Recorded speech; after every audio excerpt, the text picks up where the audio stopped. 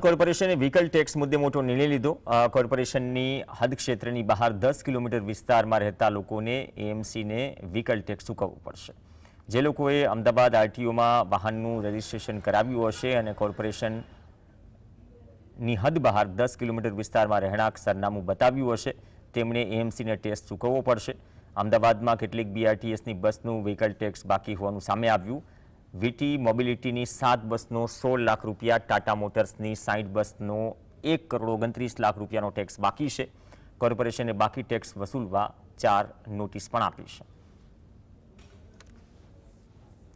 જે અમદાવાદ આરટીઓમાં જે વાહનો રજીસ્ટર્ડ થયા હોય પરંતુ તે વાહનો અમદાવાદની ફરતે એની ત્રિજ્યા 10 કિલોમીટર અત્યારે હાલ નક્કી કરી અને સર્વે હાથ ધર્યો છે અને એ અમદાવાદ ફરતેના ગામડાઓમાં ક્યાંય એ વાહનનું એડ્રેસ આપવામાં આવ્યું હોય અને વાહનનો ઉપયોગ સ્વાભાવિક રીતે અમદાવાદ શહેરમાં થવાનો હોય એ સર્વે કરીને ટેક્સ આવનારા ટાઈમમાં અમદાવાદ મ્યુનિસિપલ કોર્પોરેશનમાં ભરવાનો થશે।